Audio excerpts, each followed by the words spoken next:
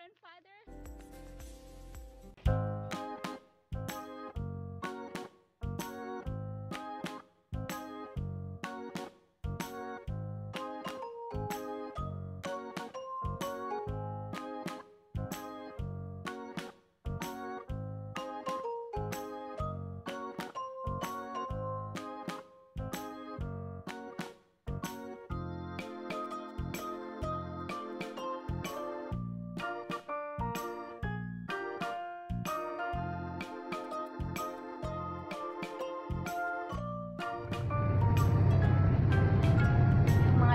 Namin na mga karne, mga meat. Ito na sila at busin na natin. Ito ay beef heart. Itong beef heart ay kinuha namin dahil papakain ng namin, ng aming ginan sa mga aso niya. Buksan natin siya.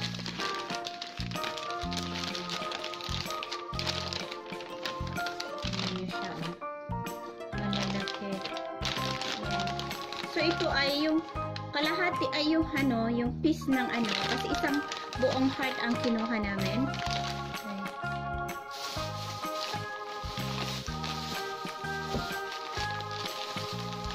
Ito pang part ng beef heart.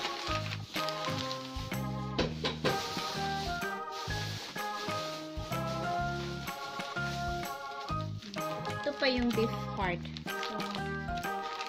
Malaki din yung beef heart na nakuha namin. Ayan. Ito ay yung ears ng ano ba ito? Pig ears. Ayan. Pig ears. Dito sa amin wala. Gagawa ako ng dinakdakan. So, ayan.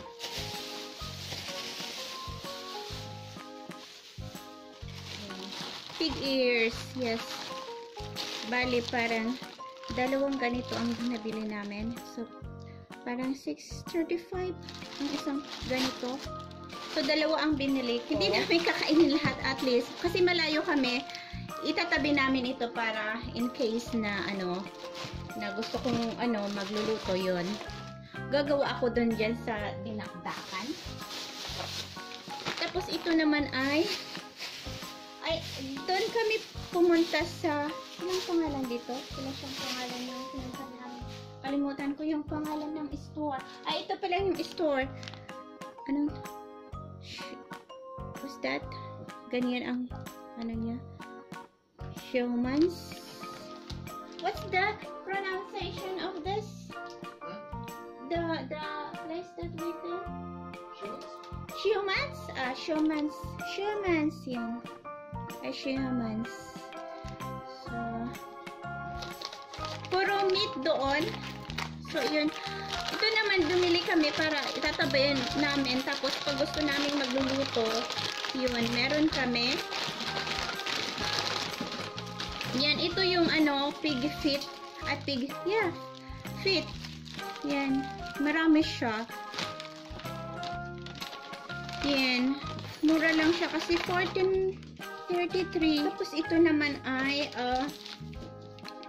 ay pork belly. Yan. So, tignan natin. Hindi ko kasi nakita yung itsura niya. Pork belly siya.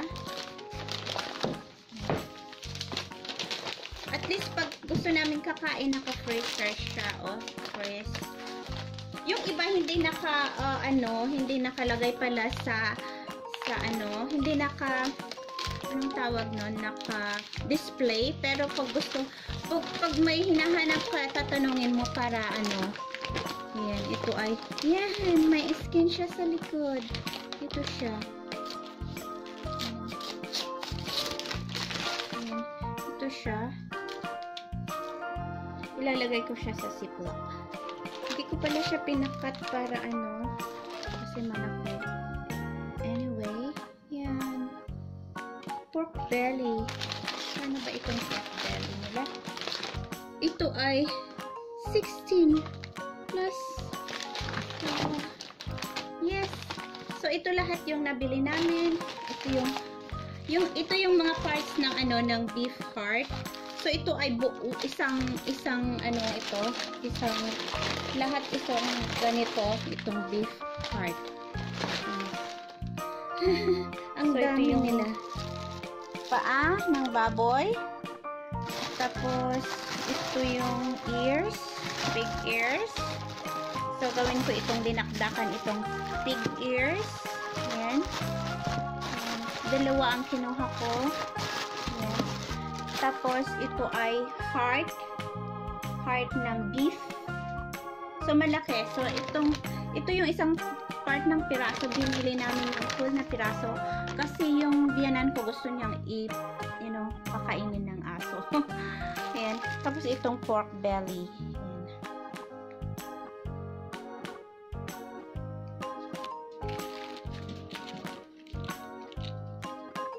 Ito pala yung yung heart, beef heart na na pinabili ng aming nanay. Pero isang heart siya, kaya sobrang malaki. Tapos pinakat namin siya ng 3 times. Tapos nag-decide kami na yung isang part ay gusto naming i-try kasi sabi nila ay very healthy daw ang heart ng beef. So iluluto namin sa ito ay sobrang very hard. Pero ang gagawin namin ay iluluto namin so wag na naming tanggalin. Huhugasan ko lang kasi ilalagay namin sa very hard ito. Yan. Yan. Iluluto namin sa slow cook. So idadagdag na lang namin ito. Hugasan lang namin tapos ilalagay namin. Pero kung yung mga is-seared lang or i-barbecue, kailangan tanggalin ito kasi very hard siya. So, yan. So, tignan nyo. Ang laki kasi sabi ko, ay, ganito. First time kong magluluto ng beef heart or makakita man lang. So, ito yung itsura niya. Ito lang yung part niya. Kasi, nakat siya ng 3 pieces. Yung dalawang, yung dalawang cut ay nasa biyanan ko kasi ipapakain niya sa mga aso niya kasi gustong-gusto ng mga aso niya. Yan. May mga string siya dito. Pero pag iluluto niya kasi part naman niya may slow cook siya. So soft siya. So ita-try ko kasi first time. Yan. Beef heart. I-slow cook natin. So hugasan ko muna siya.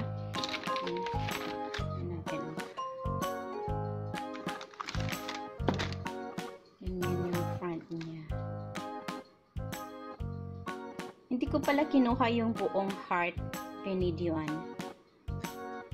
So dito sa may tawag nito, slow cook dito. I-slow cook natin. So ilalagay ko dito sa yan. At itong so ilalagay natin itong buong malaki siya. So pag mas malaki pag ilalagay yung ibang parts pero okay na yan. Ng salt, konting salt. Kasi yung sabaw nito ay isi-save natin. Pwedeng paggamit ng noodles or whatever. So isi-save natin yung yung ibang konti lang yung salt na ilalagay ko kasi ayoko yung may salty. Ayan. Tapos lalagyan din natin ng ng garlic. Ayan, garlic.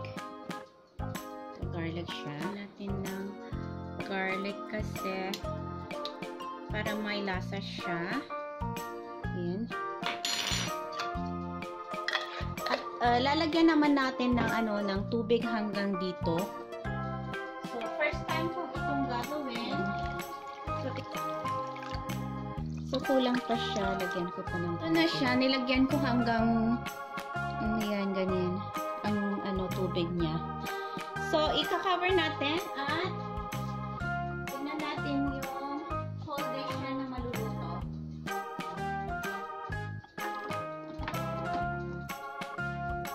Sasipan natin. So see you later, guys. About 9 hours na siya.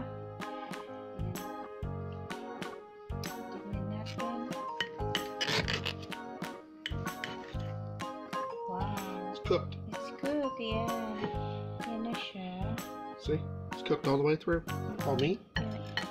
Yan. Titikman niya kung masarap.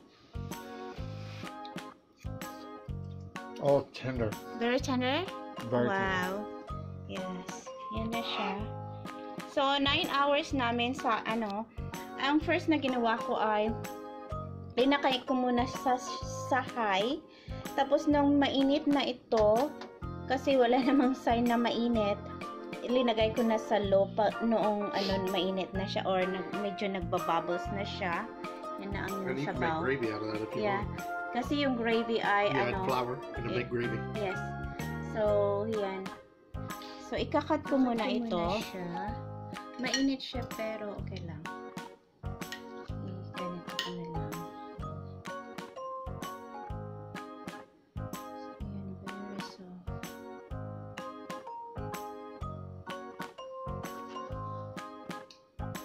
Try ko na.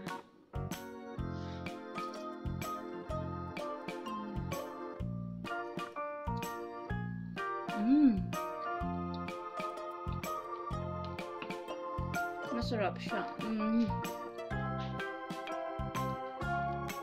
Very tasty.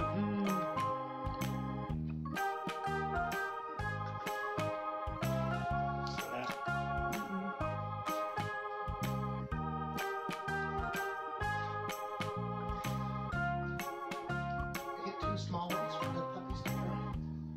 Okay. Take some. Still hot here. Yan, bigyan niya daw ng aso.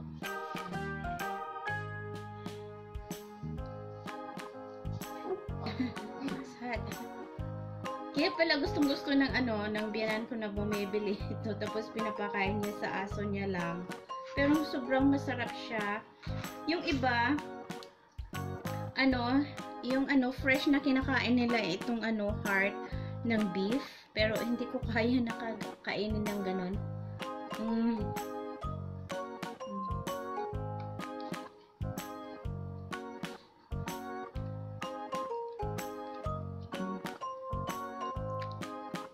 Ito yung likod niya. Taba siya.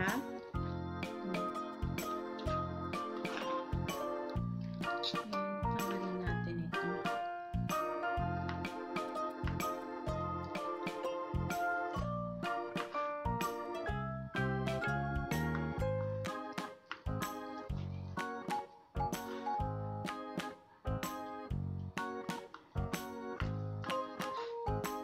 Na siya.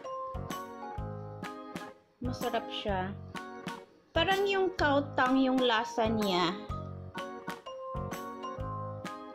Ayan.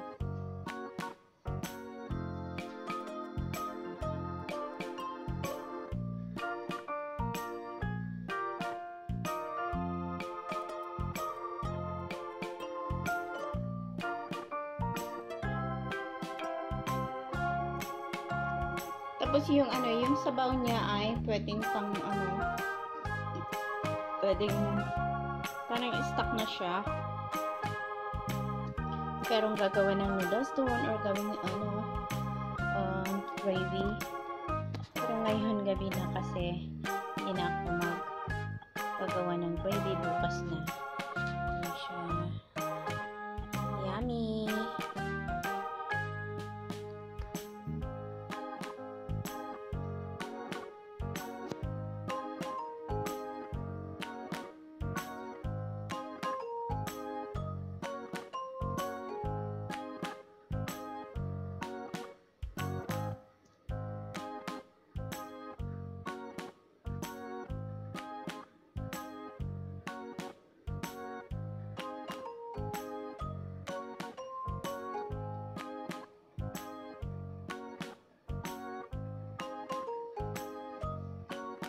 Ito na yung ano, yung galing dun. Yung ito yung sabaw ng ano, ng beef heart. At ginagawa ko siyang ano, yung anong tawag na egg drop soup. So ito, hindi ko siya linagyan ng tubig. Pure lang yung ito na galing yung sabaw. Yan.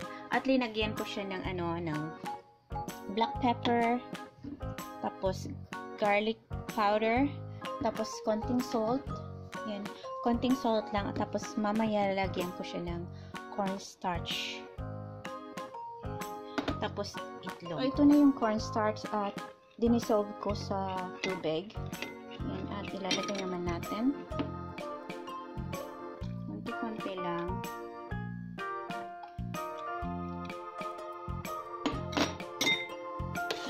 Tatlong egg ay ibabatilin natin.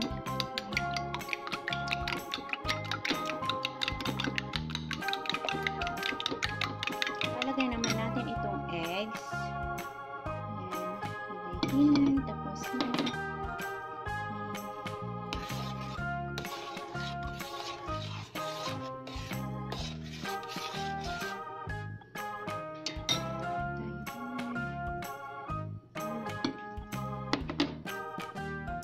pwede na ito at pwede na siya.